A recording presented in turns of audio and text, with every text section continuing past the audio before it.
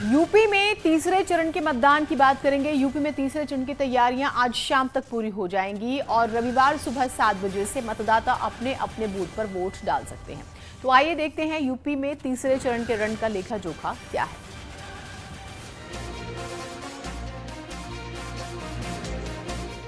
UP में तीसरे चरण के लिए फैसले की घड़ी आ गई है। एक दिन बाद यानी रविवार को जनता प्रत्याशियों की किस्मत का फैसला करने वाली है। शुक्रवार को शाम 6 बजे से तीसरे चरण के लिए प्रचार थम गया है। रविवार को सुबह 7 बजे से जनता अपने मनपसंद प्रत्याशियों के लिए वोटिंग शुरू कर देगी। इसके लिए चुनाव आयोग ने पूरी तैयारी भी कर ली है। पोलिंग पार्टियां अपने अपने मतदान केंद्रों पर शनिवार शाम तक पहुंच जाएंगी।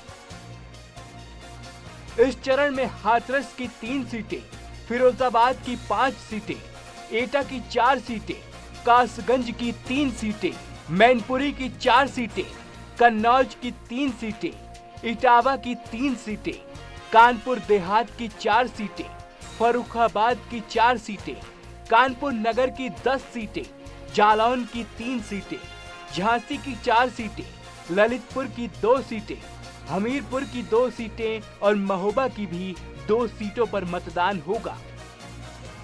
तीसरे चरण की जंग में उतरे सभी उम्मीदवारों ने शुक्रवार शाम तक अपनी पूरी ताकत झोंक दी है। तीसरे चरण के लिए कुल 627 उम्मीदवार सियासी मैदान में हैं।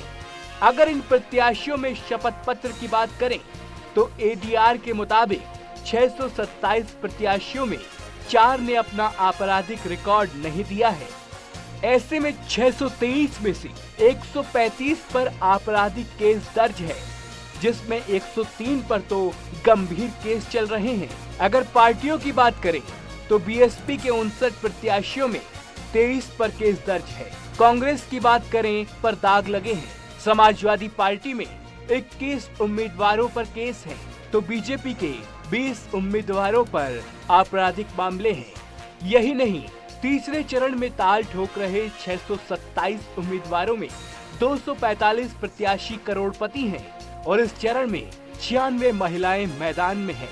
फिलहाल तीसरे चरण के प्रचार का शोर थम गया है। सियासी दलों के दिग्गज अब चौथे चरण की तैयारी में जुट गए हैं। वहीं उम्मीदवार अपनी विधानसभा में डोर टू डोर प्रचार कर रहे हैं। 20 फरवरी को सुबह 7 बजे से जनता अपने अपने उम्मीदवारों की किस्मत ईवीएम में कैद कर देगी और 10 मार्च को फैसला आएगा। Bureau report, news 18।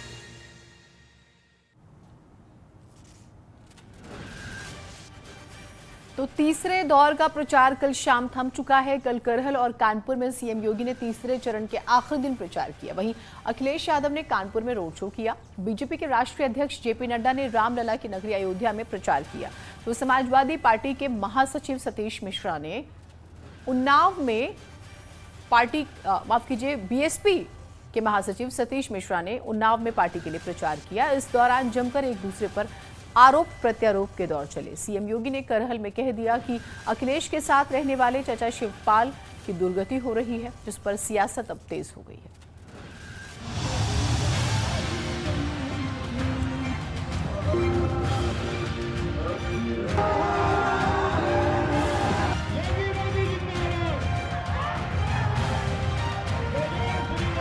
सियासत में तस्वीरें कई संदेश देती हैं। गुरुवार को करहल में सभा करने के बाद अखिलेश यादव ने अपने हाईटेक बस से गृह जिले इटावा में रोड शो किया। इस रोड शो में अखिलेश यादव ने पिता मुलायम के साथ चाचा शिवपाल को भी साथ लिया। इसी बीच बस के अंदर से कुछ तस्वीरें ऐसी आईं जिस पे सियासत तेज हो गई है। ये देखिए। पिता मुलायम सिंह हॉट सीट पर बैठे हुए हैं। उनके बगल में चाचा शिवपाल सीट के हैंडल पर बैठ गए। वहीं अखिलेश यादव दूसरी तरफ आसन जमाए हैं। इसी तस्वीर को लेकर बीजेपी ने अखिलेश यादव पर निशाना साधा है। सीएम योगी ने शिवपाल के बहाने अखिलेश पर तंज कसते हुए कहा कि समाजवादी पार्टी में चाचा की दुर्गति हो रही है। देख रहे होंगे, मुझे कल एक तस्वीर से आज के समाचार पत्रों में बड़ी हंसी आई और बड़ी मैं अफसोस भी कर रहा था। बेचारा शिवपाल जो प्रदेश का नेता था, कल उसको बैठने के लिए कुर्सी भी नहीं मिली। कैसे वह कुर्सी नहीं मिली और वह मुंह लटकाए बैठा था। क्या दुर्गति थी उसकी। और वह दुर्गति देखते हुए मुझे तो कल बड़ा लग रहा था कि कहां ये प्रदेश भर में घूमता था, हजारों लोग उनके साथ जाते थे। नेताजी का प्रमुख सिपा सालार हुआ करता था और कल उस बेचारे को कुर्सी का हत्था मिला बैठने के लिए, कुर्सी का हत्था। यानी आज के दिन पर अगर किसी व्यक्ति को आप दुर्गति का जीता जागता नमूना देख सकते हैं तो शिवपाल यादव उसका एक जीता जागता नमूना आपको मिल जाएगा। तस्वीरों पर सियासत यही नहीं थमी। शिवपाल यादव ने पलटवार करते हुए लिखा, इटावा की समाजवादी एकता की प्रतीक तस्वीर के आने के बाद भाजपा की बौखलाहट बढ़ गई है। नकारात्मकता, अशांति पैदा करना, व्यक्तिगत हमला व चरित्र हनन करना यही भाजपा का हथियार है। भाजपा के शब्दकोश में तरक्की और विकास जैसे शब्द नहीं हैं। थोड़ा इंतजार करिए, 10 मार्च भाजपा साफ। समाजवादी पार्टी के लिए करहल और इटावा की सीट प्रतिष्ठा बनी हुई है। ऐसे में पूरा कुनबा एकजुटता दिखाने की कोशिश कर रहा है। 2016 के बाद पूरा परिवार एक बार फिर साथ नजर आया है, जिसके बाद बीजेपी शिवपाल की तस्वीर पर हमलावर हो गई है। Bureau report, news 18।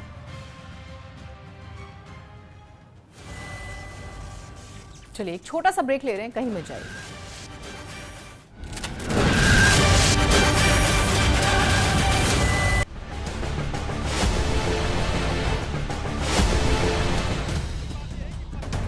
निर्माण कार्य हो रहा है, ये कास्टिज्म की बात करते हैं, डेवलपमेंट की बात कभी नहीं करते। किसी ने प्रतापगढ़ को, इस केटीएल के सवाल को असेंबली में नहीं उठाया है। आज इलाहाबाद जाने में लगता था 2.5 घंटा, आज 1 घंटे में पहुंचते हैं। यहाँ शिक्षा के क्षेत्र में मेडिकल कॉलेज खुला, इंजीनियरिंग कॉलेज खुला, जिला अस्पताल कहाँ गए इनसे पूछिए।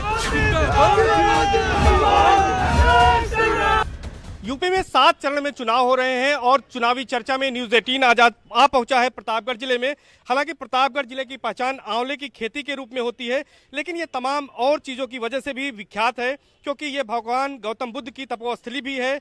यहाँ पर मनगढ़ है जो कि एक तीर्थस्थल है, एक धाम है यहाँ पर कह सकते हैं।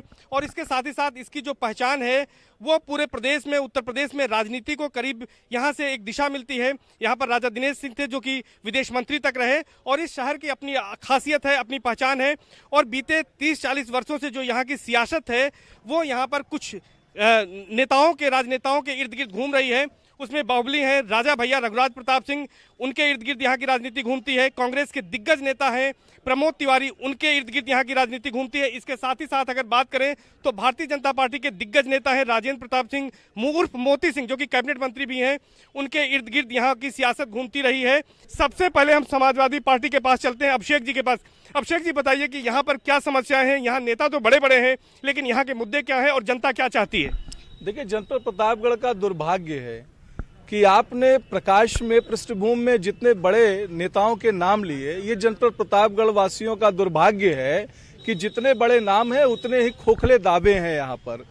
आपने आंवले की जिक्र किया कि आज आंवले के नाम पर जो एक उत्पाद उत्तर प्रदेश की सरकार जो वर्तमान समय में है, 2017 में उन्होंने ये वादा किया कि नहीं, आंवला एक 1 डिस्ट्रिक्ट 1 प्रोडक्ट के नाम पर हम उत्तर प्रदेश के प्रतापगढ़ जनपद में उसका एक कल कारखाना लगाएंगे, उसको हम प्रोत्साहित करेंगे उद्योग के तौर पर।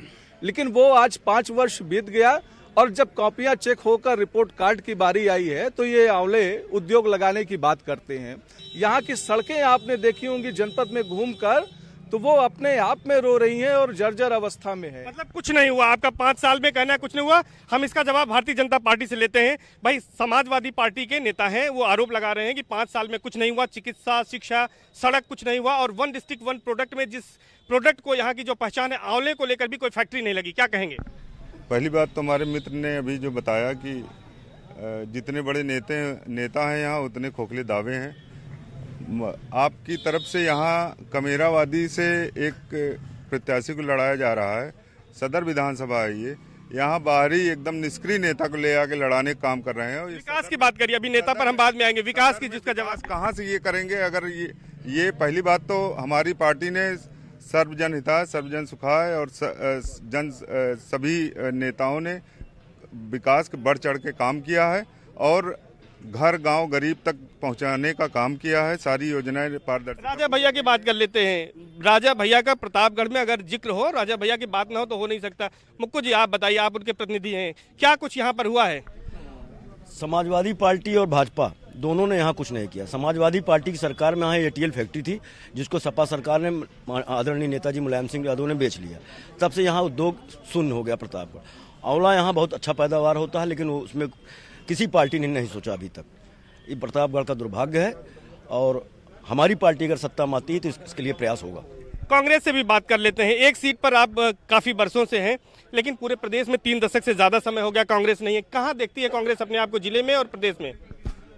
जिले में तो माननीय प्रमोद तिवारी जी का लोग उदाहरण देते हैं। भारतीय जनता पार्टी की रही बात काम का, इनके सांसद हैं, 2 मंत्री हैं, बैठ के 5 साल रसमलाई खाए हैं और फिर रसमलाई वाले को पैसा दे के टिकट दिए हैं। भारतीय जनता पार्टी कितना विकास करेगी ये सब लोग जानते हैं। प्रतापगढ़ में जो पैसा लेके टिकट देगी पार्टी, पहले तो हम लोग बहुजन समाज पार्टी को ही जानते थे कि पैसा लेके टिकट देती है, लेकिन भारतीय जनता पार्टी भी पैसा लेके टिकट देती है। पहली बार हुआ इतिहास। ये आपका आरोप है, इसका जवाब भारतीय जनता पार्टी के नेता से ही लेंगे, लेकिन कुछ युवा चेहरे हैं, उनसे बात करते हैं। भाई साहब, आप युवा हैं, क्या लगता है आपको प्रतापगढ़ जो है, जो इसकी पहचान है, क्या मुद्दे हैं यहाँ? युवाओं की क्या मांग है, क्या सोच है? जिस तरीके से 5 साल में भाजपा सरकार ने काम किया है, आगे आने वाले भी 5 साल में भाजपा सरकार काम करेगी।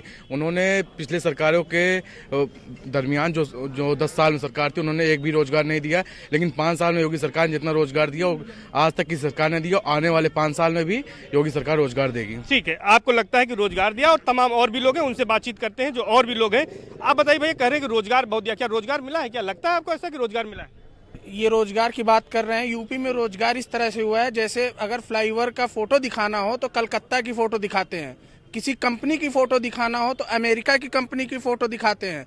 रोजगार के नाम पे युवाओं को छला गया है। कोई वैकेंसी निकलती है वो पूरी नहीं हो पाती है, पेपर लीक हो जाता है, आउट हो जाता है। भारतीय जनता पार्टी केवल बकवास करती है, इसके तो रोजगार छिन रहे हैं इसके राज। और जो इस बात को कहेगा प्रतापगढ़ में आज उद्योग विहीन है, इस जिले में किसी नेता ने आज तक कोई काम नहीं। बड़े बड़े नेता, चाहे राजा भैया हो, चाहे प्रमोद तिवारी हो, चाहे मोती सिंह हो, किसी ने प्रतापगढ़ को, इस केटीएल के सवाल को असेंबली में नहीं उठाया है। ये आम जनता पीड़ित है। रोजगार और उद्योग का मुद्दा, रोजगार और उद्योग का मुद्दा उठ रहा है। हम भारतीय जनता पार्टी से पूछते हैं कि रोजगार और उद्योग का मुद्दा उठ रहा है, क्या कहेंगे इसको लेकर? देखिए, जनपद प्रतापगढ़ में क्योंकि आपने बताया कि ये आंवला के नाम से मशहूर है और ओडीओपी के माध्यम से सबसे ज्यादा उद्यम यहाँ पर लगाए गए हैं। आज आप रिकॉर्ड लेंगे, पहले यहाँ पर आंवले का कोई नाम नहीं लेता था। आज पूरे विश्व में आंवले को पहचान दिलाने के लिए वन डिस्ट्रिक्ट वन प्रोडक्ट के माध्यम से पूरे जनपद में कम से कम 500 से अधिक उद्यम लगाए गए और वो स्वयं उद्यम लगाकर दूसरों को रोजगार दे रहे हैं। तो ये सबसे बड़ी बात है। और दूसरी बात, जनपद प्रतापगढ़ में जो था वो पहले था कि ये इसको अपराधगढ़ लोग बोलते थे। क्यों बोलते थे सपा सरकार में? आज सुरक्षा की बात की जाए तो सबसे ज्यादा जो यहाँ पर अपराधी थे वो जेल में है या तो उनका एनकाउंटर हो गया। तो हर मामले में भारतीय जनता पार्टी की सरकार ने शिक्षा, स्वास्थ्य, सुरक्षा और सड़क में हर मामले भारतीय जनता पार्टी ने काम किया है, योगी सरकार ने काम किया है। ठीक है, हम बात कर लेते हैं सुरक्षा को लेकर। कह रहे हैं कि माफियाओं के खिलाफ कार्रवाई हुई है, सुरक्षा हुई है, क्या लगता है आपको सुरक्षा हुई है? धनंजय सिंह जी माफिया है, क्रिकेट खेल रहे हैं जौनपुर में। प्रतापगढ़ में तो कोई माफिया है ही नहीं, यहाँ जनसेवक सब हैं। क्या लगता है?